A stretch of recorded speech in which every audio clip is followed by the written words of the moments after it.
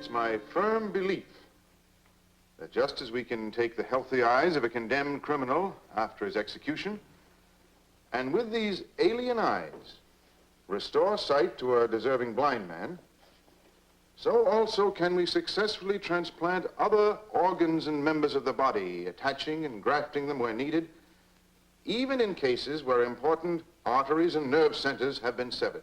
Professor Frankenstein, how can you ask us to believe such a preposterous theory?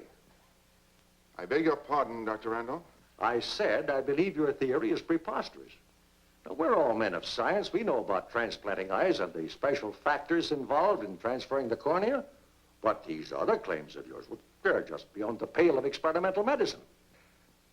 You seem to forget that the higher purpose of experimental medicine, no matter how extreme, is simply to establish scientific truth. Any student of gross anatomy would refute you. And I still say that dead tissue cannot be reactivated. Why, my own son, a high school sophomore, wouldn't swallow your theory. Dr. Randolph, I think you're being disrespectful. All right, if I am, so I'll apologize. I've listened patiently to your theories through this whole seminar. I haven't missed one session since you were brought from England to be our guest lecturer. Some of your pronouncements are brilliant. But this pet theory of yours, which you've mentioned more than once, I'm sorry, never. Very well, Dr. Randolph. You cling to your skepticism. I'll hold to my beliefs. And someday, very soon possibly, I'll prove them so conclusively that even cynics like you all over the world will be convinced. I think that's all. Good day, gentlemen.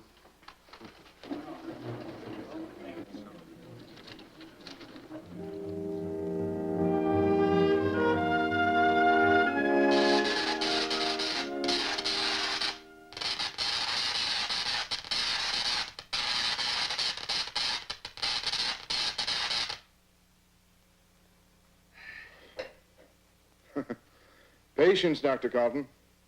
Did you check the sweet foliage? Probably not. It seems that Dr. Randolph's remarks upset me more than they did you. Weren't you disturbed at such insolence? No. No, as a matter of fact, in some ways, I'm rather grateful to him. He forced my hand. And since you defended me so valiantly, and you're my close ally and fellow worker, our hand. Our hand? Yes. You've always supported me in all my theories in experimental medicine. Now you can help me prove them. How? Dr. Carlton, I plan to assemble a human being using parts and organs from different cadavers. You mean take one person's hand and another's leg? Yes, why not? Simply an intelligent adaptation of the principle of selective breeding. After all, if you breed morons, you beget morons. But when brilliant people mate... There are still risks, throwbacks. I eliminate all risks. I'm carrying the principle of selective breeding one step higher. You mean, of course, under the sponsorship of some medical institution? No. On my own. Right here, my own laboratory. You can't be serious. You don't dare. Don't dare. Don't dare. You know, I'm sure that someone spoke those same words and hurled that same challenge at that great ancestor of mine whose name I bear. And believe me, I'm serious. You see, the knowledge, the know-how, as you Americans put it, is in my blood. It's my heritage. But where Baron Frankenstein created a monster, I shall bring forth a perfectly normal human being, able to walk among normal people undetected. I'll point the way to perfection in the human race. Well, I applaud your ambition and I admire your courage, but when you propose to carry them out, I don't think I can help you. You see, I'm not a doctor of medicine. My degree is in physics. I know all about your qualifications, your research, your studies in X-ray, and that's exactly what I need. I'll provide the surgery. You'll provide the electronics. But you're reaching for the supernatural. To assemble a human being. I shall use only the ingredients of youth, not the worn-out body inhabited by an overtaxed brain. The old are dying, are dead. The whole trend is toward death. But if I'm successful, if I can create out of different parts a youth whom I shall instruct and control, I'll prove that only in youth is there any hope for the salvation of mankind.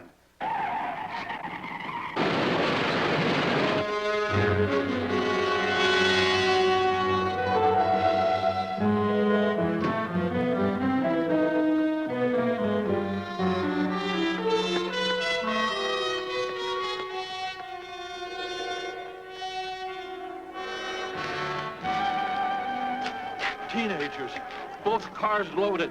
Back from a party, I guess. Head-on collision. What a crash. I was right behind them. Jammed my brakes on as fast as I could. Seems to me I saw one kid thrown clear in the air. Over there somewhere. I'll call the police. Did you go over to him? Oh, not me. I can't look at that sort of thing. That kid would bleed to death before the police get here. I think he's had it. Terrible. Terrible.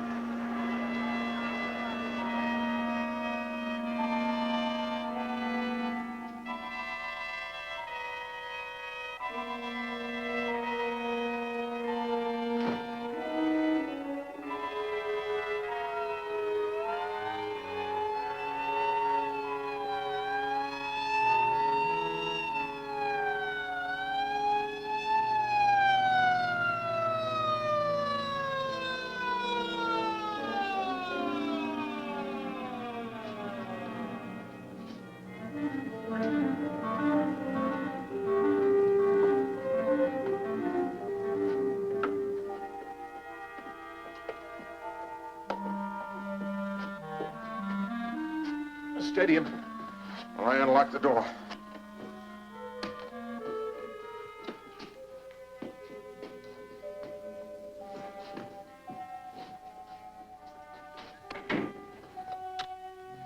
How do you think you'll get away with this?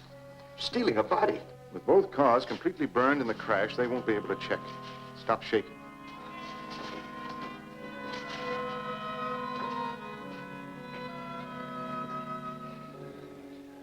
It's cold in here. It should be. I keep the temperature of the vaults at 36. Ideal for unembalmed bodies. Temperature of a morgue? This is a morgue. My private morgue. This is where we will experiment and work. No one can disturb us here. What condition is he in?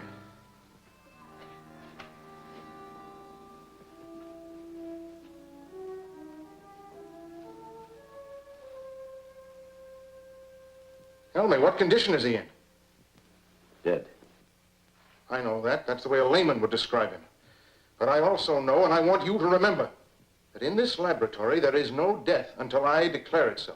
Now, describe his condition. Well, the head's crushed in. Possible brain injury. Face is beyond recognition. I don't know about the rest of the injuries. Dr. Carlton, you're a scientist. You mustn't be squeamish.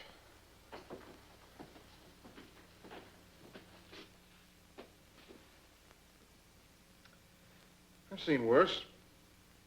Anyway, the face is a comparatively simple replacement. If the brain is uninjured. Now, help me store this body for the night. Tomorrow we will begin.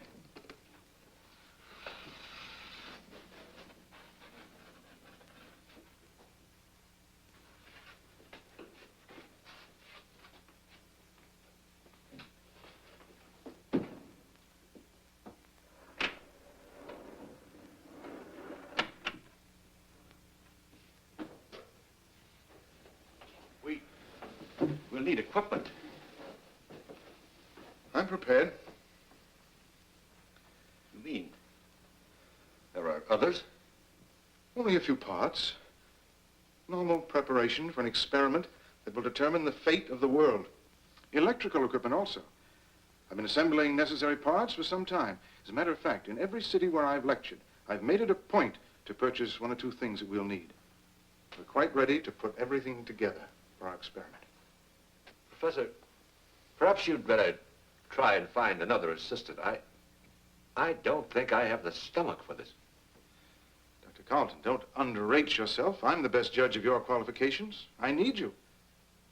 And you need me. After all, that other experiment that you assisted me in about a month ago made you my ally. Of course, I could use another and uglier word, accomplice, but I won't. But when you started that, I didn't know. You made me believe that you were writing a book. Now you know I wasn't. And remember, it's too late to retreat. Now, I don't want to hear anything more about it. We're in this together.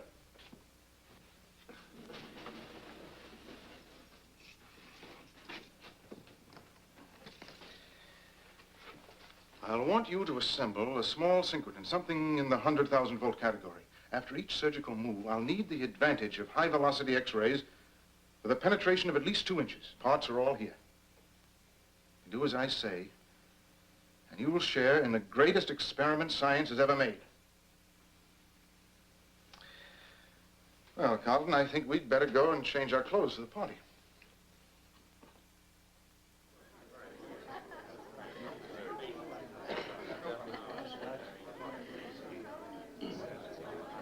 May I propose a toast on behalf of all of us to Professor Frankenstein, a true servant of science. And may I add that we'll miss his stimulating lectures when he has to return to his native England.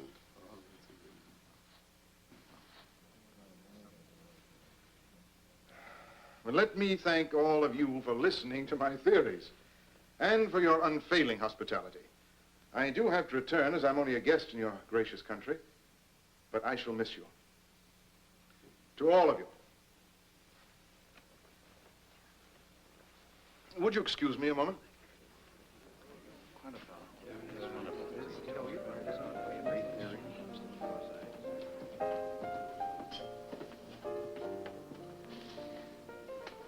Margaret, you didn't join in the toast. Well, I couldn't. It would be saying goodbye. I'm just not up to that yet. You know, there are many things I admire about you. Perhaps your honesty, most of all. You know I'm going to miss you. As your nurse? No, as a devoted friend. That's not enough. Or am I being too honest? You're being true to yourself and your sex. You know perfectly well. Science has proved conclusively that in all forms of life, the female pursues the male. Do you enjoy being pursued? By you, yes, especially when I'm caught. What do you mean? I mean, it isn't easy for a scientist to disassociate himself from his work. And that's why I thought that we could work together closely so that soon we might be together. I'd like that. Margaret, in the next 2 months, before my visa expires, I'm going to be engaged in the most important experiment of my life. You could help me enormously, more than I could ever repay, by becoming my assistant. Of course, I realize that would mean you'd have to give up your nursing post at the university hospital. You mean a temporary leave? Why temporary? I'm a man as well as a scientist. When my experiment is completed successfully, we could go back together. If you'll have me. You know, they tell me the Queen Mary's an ideal setting for a honeymoon. Oh, darling. Of course I accept. I want you to keep all disturbing factors away from me. Answer phone calls, mail, put off visitors, interviewers' requests for articles and periodicals and so forth, and postpone all my appointments. I want to see no one but my associate, Dr. Carlton. And of course, you. I'll be the best watchdog you ever had. Of course, I'll have to give up my room at the hospital. Well, I suggest you move in here. You could have a wing to yourself, and Mrs. Dietrich, the housekeeper, would be the chaperone. If we feel we need one. Sounds wonderful. I'll move in tomorrow.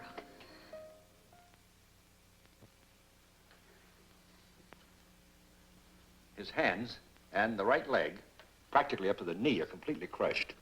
You'll have to amputate. Yes. Above the carpal bones and, well, below the patella. Yes, they'll have to go. Here, apply the cathodes. Activate him first. But why? In this frozen state, he won't feel anything.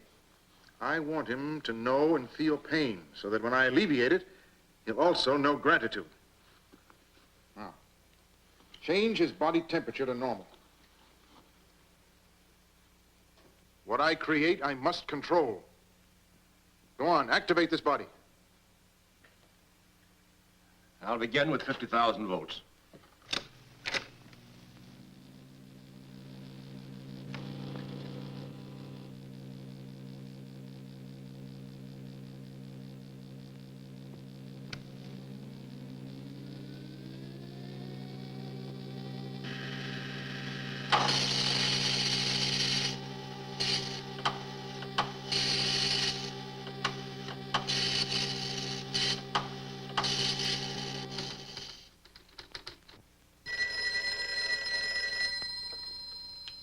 Professor Frankenstein's residence. I'm terribly sorry. He's seeing no one. Well, if you care to leave your name.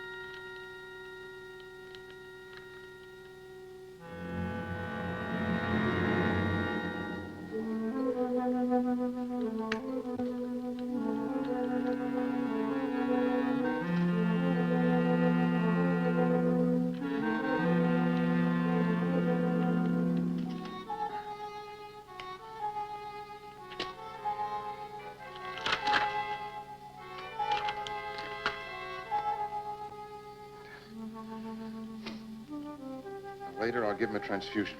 I'll select the blood myself. How are you going to dispose of those? You can't bury them or burn them. There's always danger of discovery. I'm not aware of that, Doctor. I provided for this emergency, too.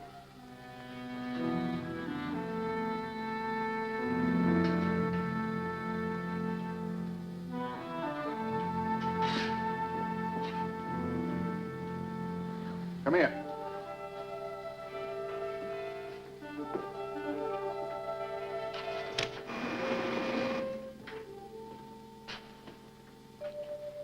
I have a very interesting final resting place for bones and tissues I'll never need.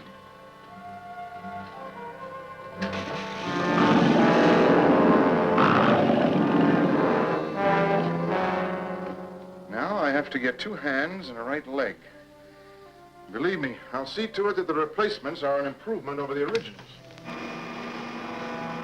Oh, my dear doctor, you look as if you could stand a drink.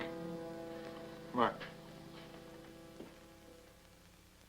The scattered and partial remains of the Plymouth track team wiped out 2 days ago when a chartered plane attempting a landing in a thick fog crashed into the wild mountainside will be interred this afternoon in Fallbrook Cemetery.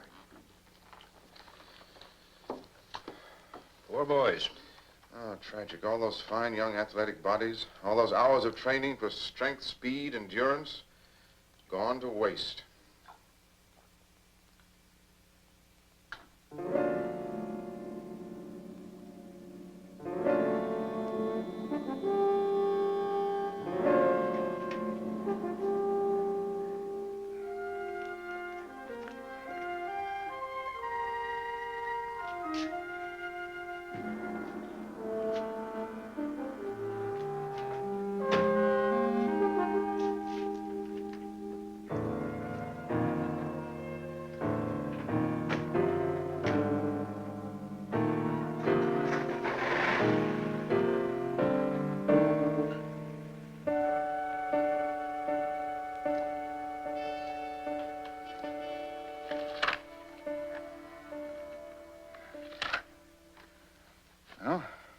rather neat.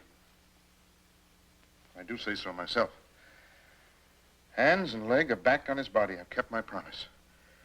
Strong hands of a champion wrestler and the leg of a football star.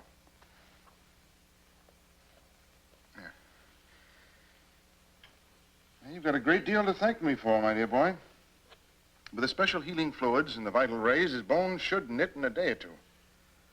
What is impossible for others becomes a daily event for you. I'm delighted to impress you. Now, help me put him back.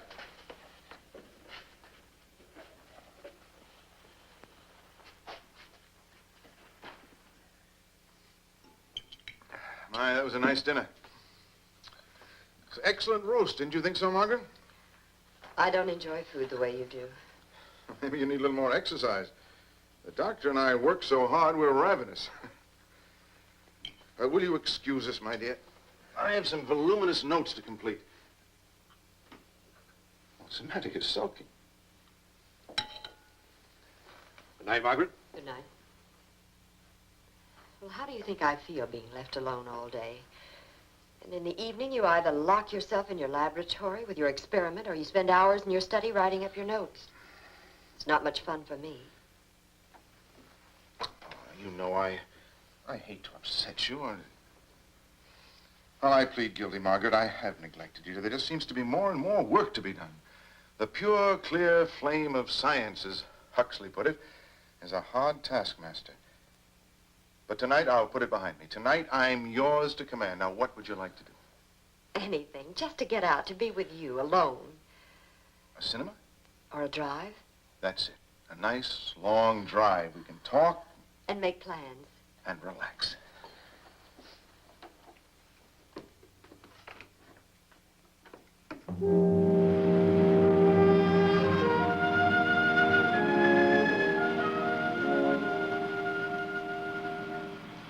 Over there. Let's park and just look at the view and talk.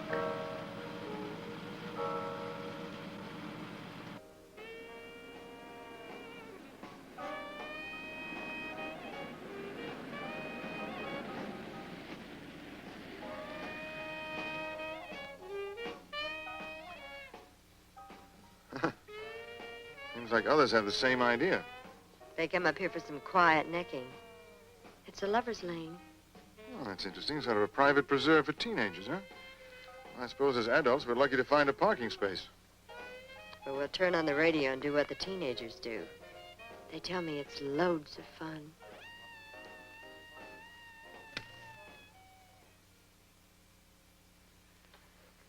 Good morning, my boy. Come, my boy. Say good morning to your creator. Speak. You've got a civil tongue in your head. I know you have, because I sewed it back myself. Yes, and all healed up very nicely, if I do say so. Perhaps, Professor, it's too soon for him to speak. Nonsense. With all the surgical skill and the vital rays lavished on him, he should talk like a congressman at a filibuster. Now, come on, my boy. Say good morning, and say it to me. You do have vision, you know, at least in the one eye. And your brain is intact. We'll improve it in time, but no malingering now. Now, come on. Watch my lips. Good morning. You must speak, because time is desperately of the essence. Are you sure you're not rushing him? It's only a few days since... No rank nonsense. He can hear and he can understand, and he must learn to coordinate so he can speak. Me very carefully. I command you to watch my lips and repeat after me. Good morning.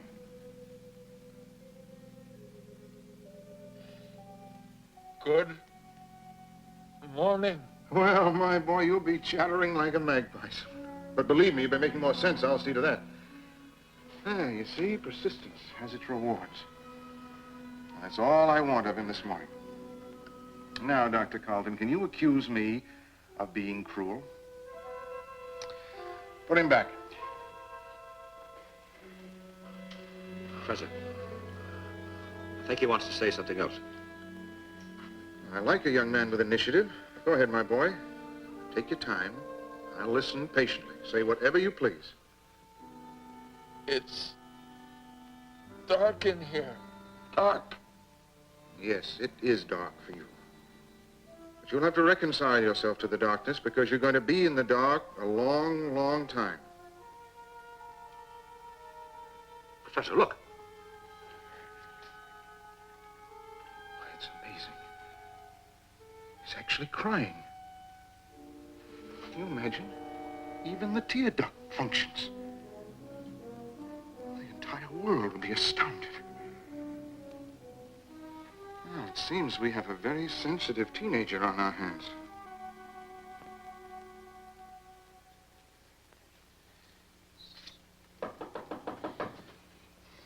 Come in.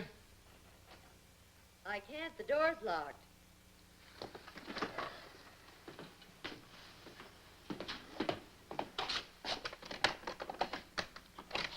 Yes, dear, what is it? Well, aren't you going to let me in? It's your fiancé, not the police. Of course, come on in. I'm sorry, but I just can't be interrupted. However, now that you're here... Well, if you're in a cross mood, perhaps I'd better wait. Oh, no. Come on now. Well, I want to talk to you. Even though the wedding is informal, plans have to be made. Details have to be worked out. The minister, the church, the guests. A girl doesn't get married every day. After all, this is the most important event of my life. I know, but I can't discuss it now. I've got too much work to do. Right now, the most important event in my life is my experiment. You don't have to tell me that. I've never seen such an example of devotion. By the way, dear, what is your experiment? Until I'm successful, it's a deep secret. Even from your future wife? Even from my future wife. When the right time comes, you'll be the first to know. Well, if you won't tell me, I might have ways of finding out for myself. Such as? What ways? Tell me! Answer me!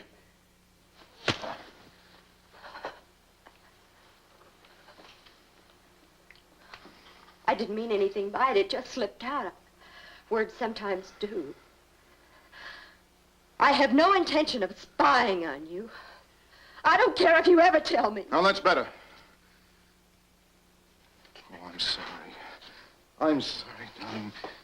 Forgive me. I know this experiment must be getting on my nerves. But you understand a scientist's devotion to duty. I'll be finished soon. And we'll be married and off on our honeymoon.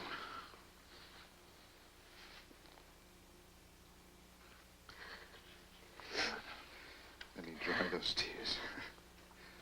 You forgive me? Yes, of course. I'll leave you to your work now. I won't interrupt you again. Good. Oh, by the way, Dr. Kaufman and I will be leaving in 10 minutes. We have some extensive purchases to make this afternoon. Will you delay all inquiries by saying that I'll be out of town for 3 days? I must have 72 hours of uninterrupted work. Of course, darling.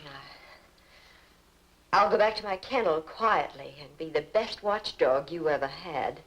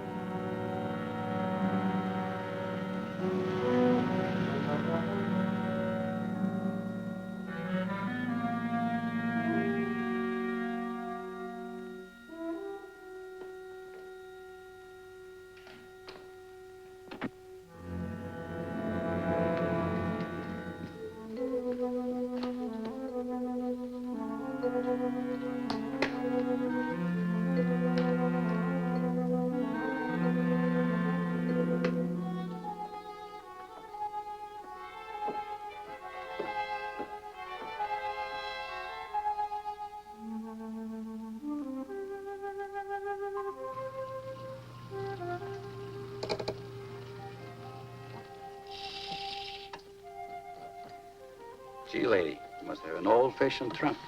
I never seen a key like this since I left the old country. Thank you.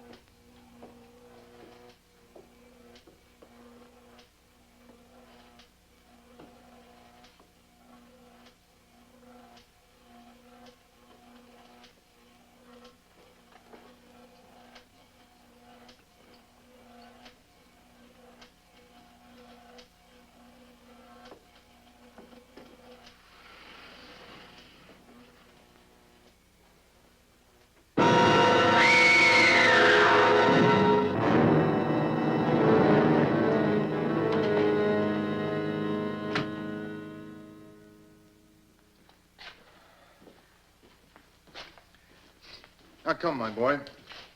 If we're going to impress a skeptical world, we'll have to make faster progress. Watch my lips. Observe them carefully, each and every move. They will guide you.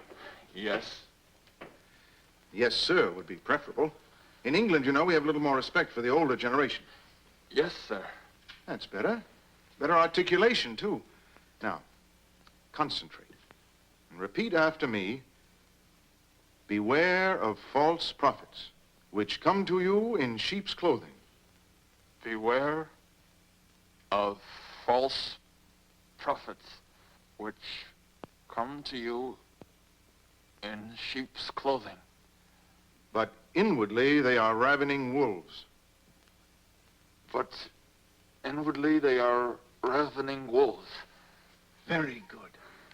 I knew that a young mind would respond better than an old one. Now, that's all the mental work for today. Our main concern is with your physique. Let me see if you can clench and unclench your hands like this. You do that 100 times each day. I want you to enjoy equal power in both hands. But remember, I am the one to tell you when and against whom to raise them. I will obey you. Yes, I'm sure you've learned that lesson, too. Now your new leg. Stand up in it.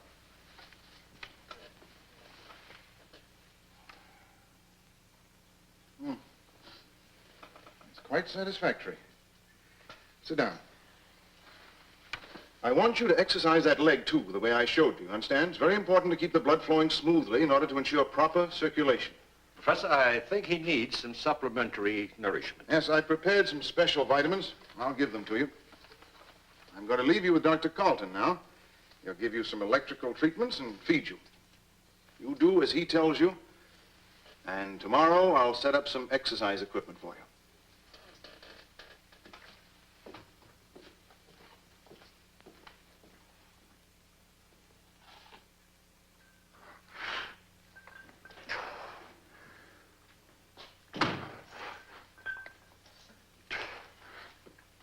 Excellent, my dear boy. Excellent. Your new hands are getting stronger every day. Well, you can rest now. You know, with your remarkable mental and physical progress, and of course your obedience to me, you've made me very happy. Someday you and I are going to astound the world. A wunderkind, created by me, a teenage marvel. What's the matter? Aren't you pleased with all this? You are happy, but I am not. Why? Because you make me live down here. When will I walk among people? Don't badger me. You keep asking that question again and again. You will walk among people when I feel the time is right. When will that be? Never? You dare question me? I want to know. Why not now? I'll show you why not now.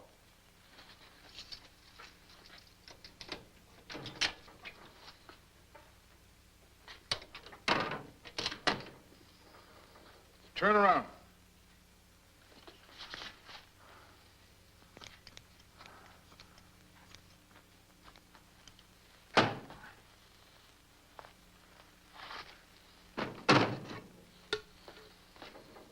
Now look!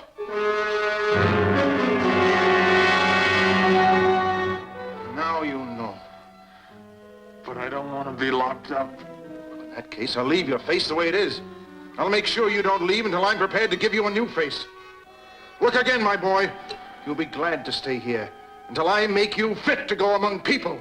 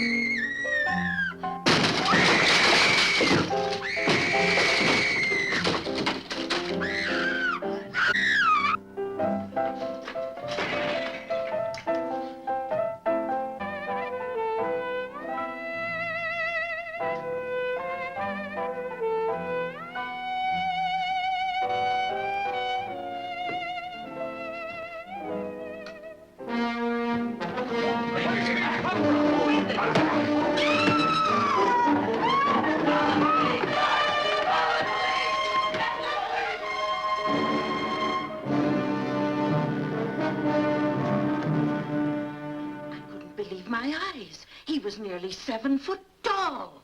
No, he was shorter, but built solid. Broad shoulders, heavy arms. His face, what there was of it, 'twas terrible, terrible. If you ask me, he wore a mask, like those guys who hold up supermarkets. Well, one thing for sure, he was strong. He hit me like I was a baby. I've never been hit so hard. Have any of you ever seen him before, hanging around here, prowling? No, never. Never, and I hope I never see him again. All right, folks, the alarm is out. He can't get too far. We've got the street blocked off. We'll make a check of all the houses in the neighborhood. Now, why don't you all go back to bed and get some sleep? I'll be on the safe side. Make sure all your doors and windows are locked.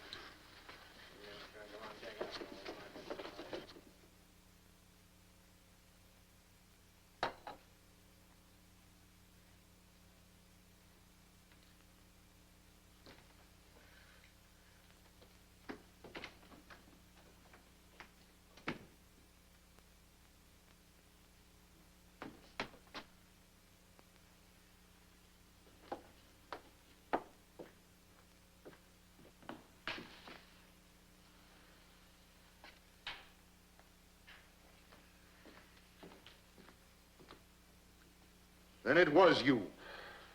I had to get out. I wanted to see people. But they saw you. Yeah. Now you know the truth.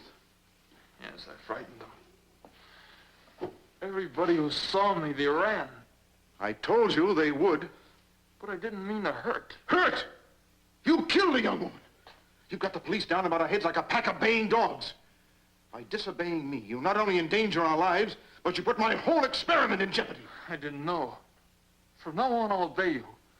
It may be too late. As a matter of fact, in order to protect myself, I should do away with you altogether, destroy you as dangerous evidence. No, please don't. I'll do what you say. You better. There's a slim chance I may still be able to cover up for you. But from now on, you do exactly as I tell you. I will. Now, not a sound out of you.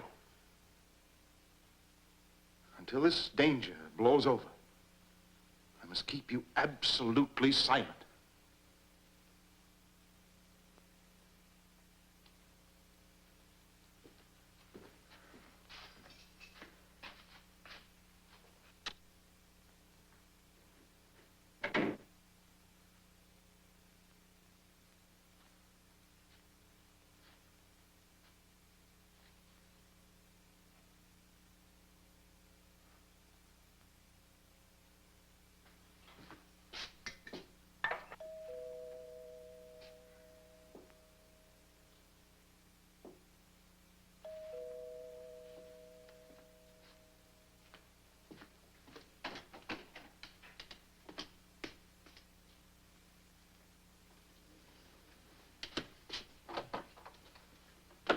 What can I do for you, gentlemen? Sergeant Burns. This is Sergeant McAfee, homicide. May I have your name, please, sir? Professor Frankenstein. Just making a house-to-house checkup. Oh, of course. Won't you gentlemen come in? We won't take up much of your time. It's about this fiend that's operating in this neighborhood. Yes, I know. I've read the newspapers. Dreadful. Tell me, Professor, have you heard or seen anything of a prowler or a peeping Tom? No, I'm afraid I have nothing to report. At least on this front, all quiet. Well, if you hear or see anything of a suspicious nature... I'll notify you at once. By the way, gentlemen, has anyone actually seen him? I mean, to guide me. Could you give me a description of this so-called fiend? Well, that's just it. 6 people see a suspect, and you get 6 different descriptions. Well, that's a human failing. Under the stress of panic or fear, our minds do strange things. Our eyes see strange visions. Yes, but they all agree on one thing. Whoever he is, his face would scare a ghost. Well, that's one detail I surely will remember. If I see or hear anything suspicious, I'll let you know. Thank you. Good night. Good night.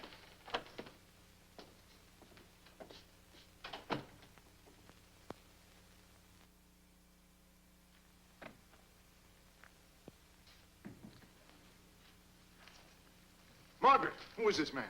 Oh, darling, this is Mr. Saxton. He's from a jewelry company. Saxton and Sons. We're the oldest firm. What's he doing here? Well, I asked him to come. With the big day drawing close. Come on, dear. I need your help to select an engagement ring and a wedding band. We have some excellent sets, sir. Won't take but a moment to show them to you. Now, that 3-carat square cut, without a flaw, the one your fiancé is wearing, with wedding ring to match, we call that set Joy in Mayfair. Why, all the very best people are buying it. I don't care what the best people are buying. Beauty calls to beauty, and your pretty fiancé should have the very best. Don't you tell me what my fiancé should or should not have. Get out.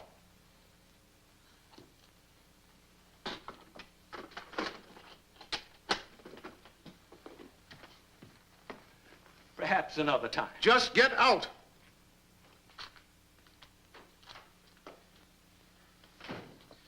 Now, Margaret, I suppose to make me feel guilty, you're going to burst into tears. I'm too furious to cry. You know I gave strict orders not to be interrupted. And today of all days, when I've already lost precious time. I thought the great man could spare his fiancée a few moments. And you know I do not allow strangers in this house. Well, he's nothing but a harmless salesman. He didn't come in here with a tape measure or a magnifying glass and fingerprint powder. I don't care. I don't want any strangers in this house. Why? Are you hiding something? What do you mean by that? I mean that I know you are hiding something. You explain yourself. I don't know what you're trying to prove or how, but I saw your great scientific experiment. I saw your monster. You actually saw him? Yes, in the vault in the cellar, where you and Dr. Carlton work so feverishly day and night. Yes, I saw him. How did you get in? I took an impression of the lock and had this key made. Well, I must say, my dear, you certainly are resourceful. I reasoned it out, and I came to the conclusion you didn't want to marry a fool, a puppet who would simply obey you blindly. I had the feeling I had the right to know what you were doing. I'm not brilliant, but as your future wife, I felt I should know what you were striving for. To help me to understand you better. Perhaps love you better. For better or for worse, darling, I do love you. You know, Margaret, I don't deserve you. I'm glad you found out for yourself. I like that quality in you, initiative. It sets you apart from other women. In time, I would have told you about my secret, but you've convinced me that it's better that you know now. Don't worry, darling. Your secret's safe. Now 2 of us are guarding it. How well you put it. I'm not worried. I trust you more than any human being in the world.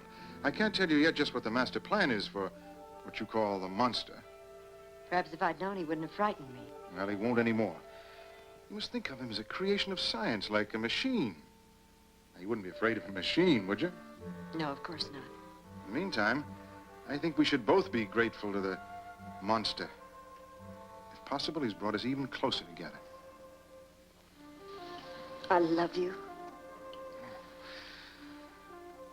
I don't need to tell you how I feel about you. Oh, I'm ashamed of myself. My bad manners, my lack of consideration for you. Here you are, darling. Now, you take this down to the jeweler and buy that matched set. What was it called? Joy in Mayfair? You just fill in the amount. And tonight at dinner, I want to see you wearing the engagement ring. All right, darling. Oh, do you still want me to keep the key to the vault? Well, of course you keep it. Just another proof of my trust.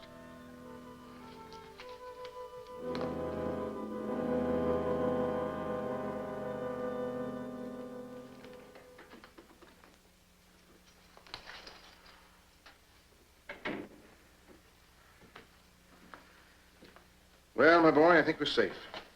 The storm has blown over. You're very lucky. 2 or 3 days and the police have other crimes to think about. What are you brooding about? Keep thinking of the day when I can go out and be among people, and they won't run away from me. The day when I'll have my new faith. Well, actually, I was planning to begin on that tomorrow. You were? Please do. Please. Unfortunately, someone has interfered with our plans. Who? Tell me who. A woman. A young woman who works for me. The one I saw? Yes. Yeah, she sneaked in here against my express orders. You know, I gave those orders because I was thinking of your welfare entirely. By the way, did she say anything to you? No. I frightened her. She screamed and ran away. That's just what I was afraid of. What will she do? I've done my best to protect you, but now she threatens to go to the authorities. Tell them. They'll tie you in with the murder, of course, then they'll come and get you and take you away. Probably they'll destroy you. And you'll never have a new face. She would do all that? Yes. Unless we stop her. We must stop her. I agree. How? If you'll do exactly as I tell you.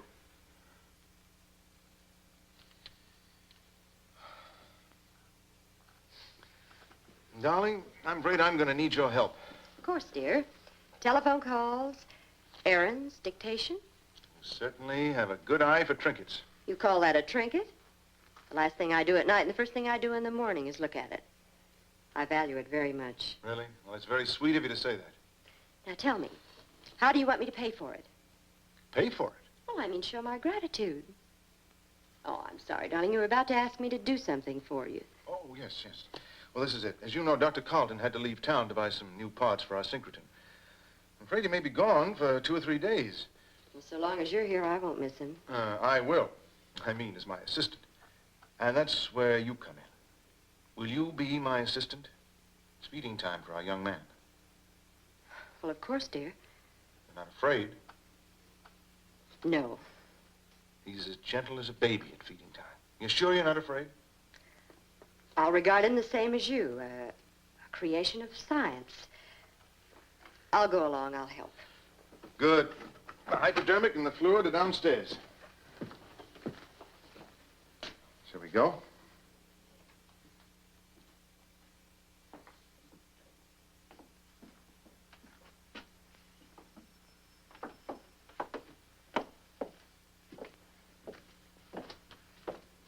Go ahead, my dear. You open the door. Use your own key, the one you so ingeniously had made.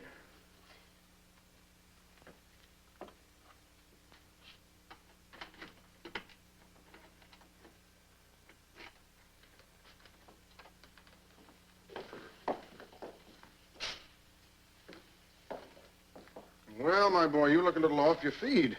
But I'll wager we'll soon change that, eh, Margaret? Would you get the hypodermic here? It's right there. It's sterile. Sit down, Margaret.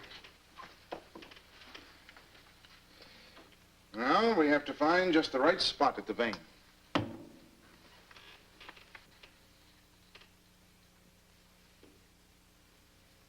There it is.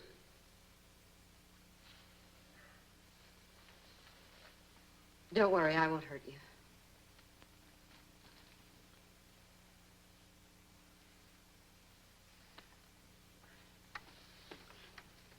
I'll be right back, dear. I'm just going upstairs to get a supplementary vitamins. You hurt me. But I also fed you. There, it's all over. You want to hurt me. Some more. No, I don't. Sometimes we can't avoid giving pain, even to friends. You're not my friend. Well, yes, I am. You only say that, but you're not. You want to see me killed. No, I don't. I want to see you live. You don't! You don't!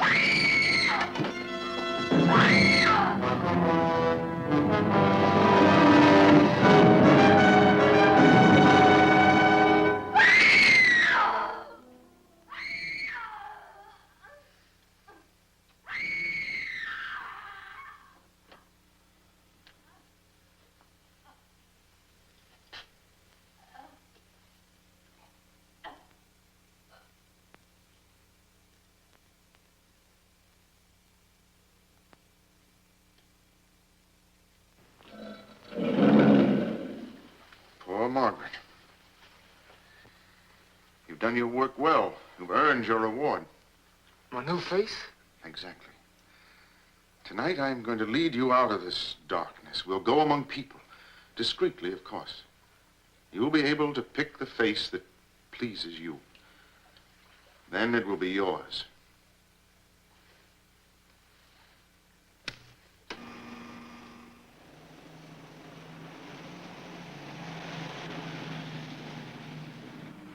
Well, my boy, you enjoying the ride? Night air is stimulating, isn't it? I like to breathe, but I'm afraid to be in a car. Well, that's natural. You were killed in one. The memory of that crash was embedded in your brain. Will I always be afraid? No, you'll get over it. You're young. And after I've grafted on your new face, life for you will really begin. You mean that after you give me another face? New impressions will crowd in, one on top of the other. Life will become fresh and exciting.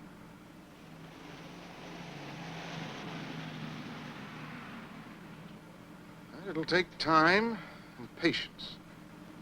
But someday, after we have baffled the learned men of science, I'll tell the entire world the truth. How you were reborn. How I fashioned you from different parts, breathed life into you, pumped knowledge and wisdom into a brain that was hidden in a corpse. Then I'll be honored by the entire world, having brought mankind one step further in the eternal battle against death.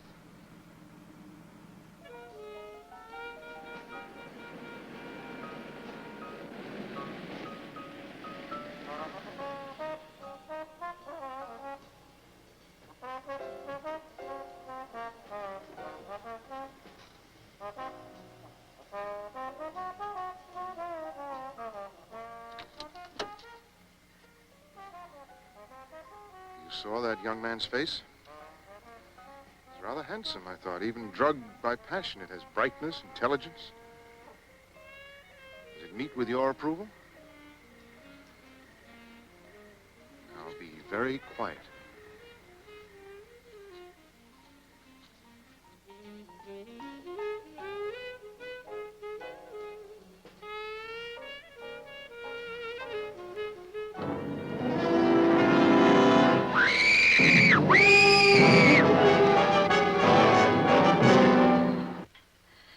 The doctor gave strict orders that she mustn't be disturbed.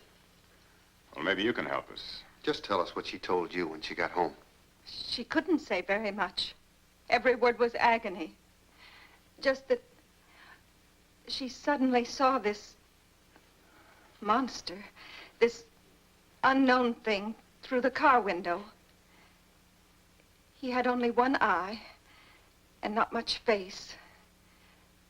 And he just looked at Bob. Then she screamed and fainted. She heard no more, saw no struggle?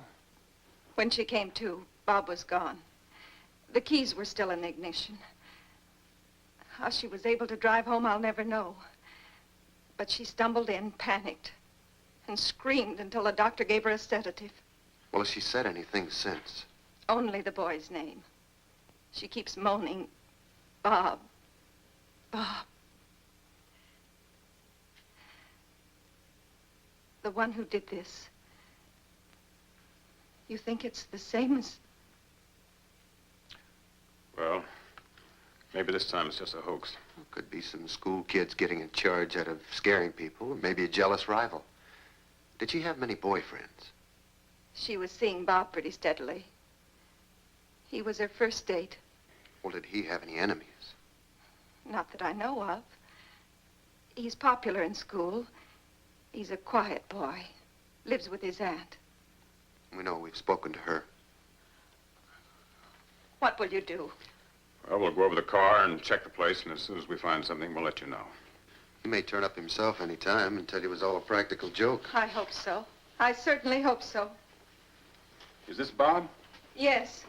Arlene took it in our backyard. Yeah, good-looking boy. Quite handsome.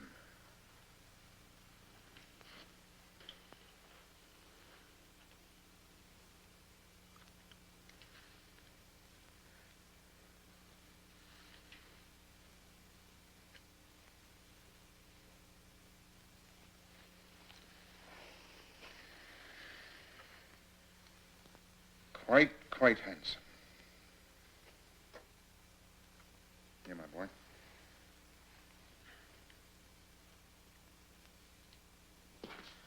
Well, all the new equipment is in the trunk of the car. Acquired discreetly in 4 different cities, as you instructed. Good. Some special coils for raising voltage, magnetic generators, and a variety of small parts. Excellent. Well, we're prepared for anything. Now, as a small reward, let me pour you some of this sherry. It's really quite exceptional. Superbly dry. A caress to the palate. I quite agree. Excellent. You know, I can never understand the American passion for sweet wines. Barbaric. Well, give us some more time, Professor Frankenstein. After all, it takes centuries to become as civilized as you are. Oh, no, I'm not being critical, nor ungrateful. America's been very hospitable to me.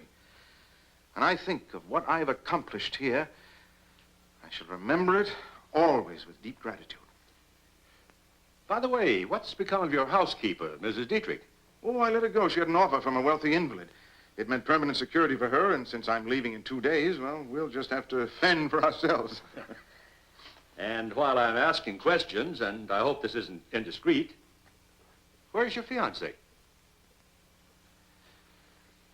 Margaret is, gone. Disappeared. Ah, perfidy.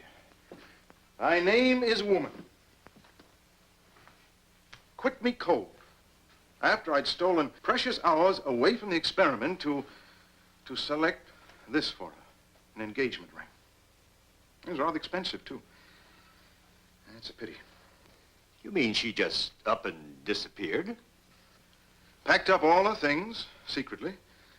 Left me rather a bleak note, something to the effect that our marriage just wouldn't work out. And all this after I'd not only offered her my heart, but also my deep faith and trust. Did she go back to the hospital? No, I telephoned there immediately. I hoped I might be able to persuade her to change her mind, but, well, she just disappeared. Well, I suppose it's understandable in a way, and very embarrassing for her to have to admit that she'd given her heart even briefly to the wrong suitor. But isn't that the way of women? They make us poor men suffer for their blunders. Well, Doctor, in time my heart will mend, but now I must lose myself in my work. I must devote myself to science and research to the exclusion of all other interests. I suppose it's the only thing left. I think you'll agree with me when I show you what I've accomplished. And believe me, this is far more significant than the flight of a silly, emotional girl. This has to do with our young man. Something's happened to him? I would say so. Early this morning, before your arrival, I helped him off his table and gave him his mirror. Now, if you'll come down with me, you'll be the first to see his new face. New face? But how? Where did you Oh, come now, Doctor. Why burden yourself with unnecessary details? After all, we're both interested in the same thing, results. You come and look. I think you'll realize that we're practically at the end of our experiment.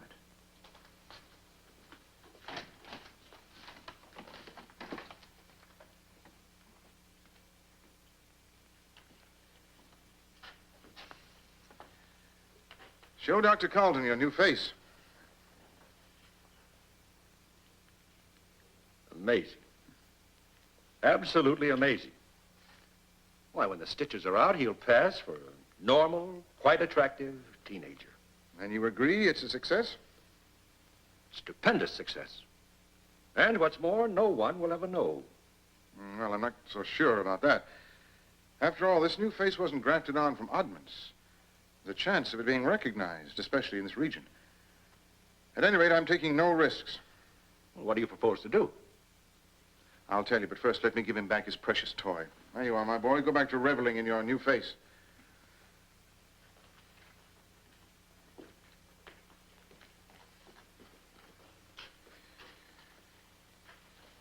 I'll tell you what my plans are. Actually, our plans. We're going to take him to England. It'll be much safer to launch him there. But how? You need a passport, identity, a name, and assuming that you can safely prove all those, you can't keep him locked up in the cabin for the whole voyage. And after we land, customs, immigration, well, we'll come up against all kinds of questioning authorities. Oh, you do run ahead, my dear Carlton. Now you do run ahead. Those packing cases over there are stamped electrical apparatus. Actually, that's what they will contain. The parts you just purchased and the rest that we dismantle. They seem large enough. Larger. Each one of those cases has a false bottom. I don't think I quite understand. I assembled him, didn't I? I disassemble him here, preserve the parts, and later, in England, I reconstruct him. In my London laboratory, I have the same facilities, the same equipment, and the same assistant, you. Can't do that. It's too inhuman. I can't be a part of such a fiendish plan. You can and you will. You've got no choice. And actually, there's no time to be lost.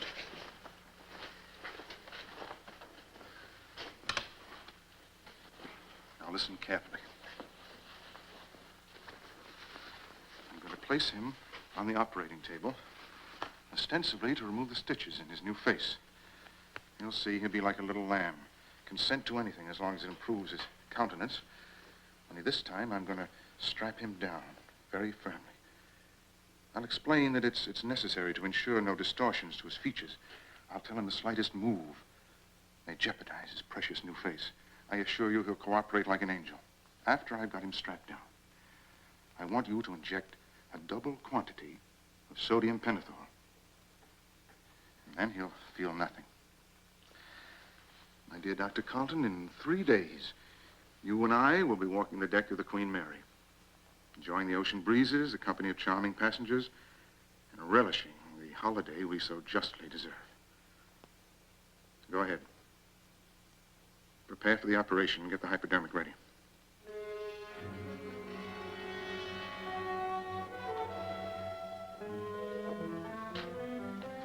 Well, my boy, you're quite proud of your new face, aren't you? Yes. With it, I can walk among people. They can see me and not be frightened. Not quite. But after I've removed the stitches, no one will be able to tell a thing. Then your new face will be yours permanently. Let me have the mirror. Don't get on the table, my boy. We've got to get you ready.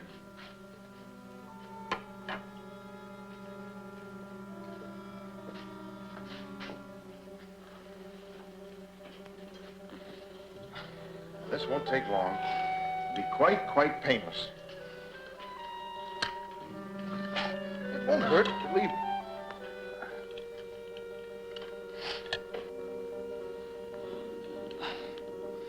Go ahead, give him the pentothal. No, I don't want that. I know what's best for you. No, you want to hurt me. Go ahead, silence him, fool. His arm's not steady. No, you won't.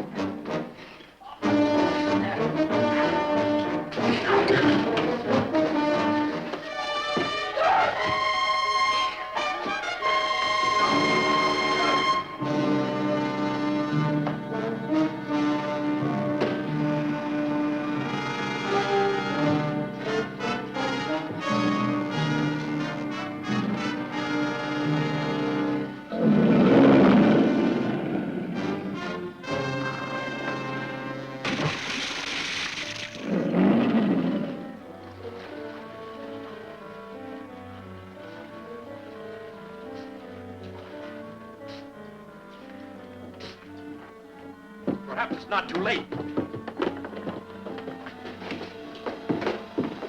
Where's Professor Frankenstein?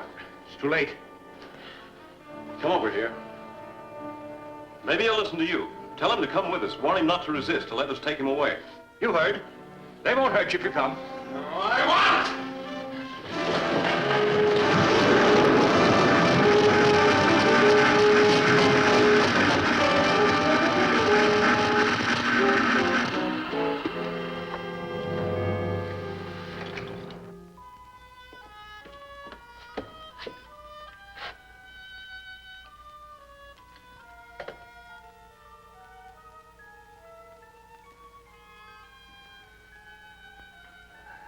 never forget his face after the accident. Never.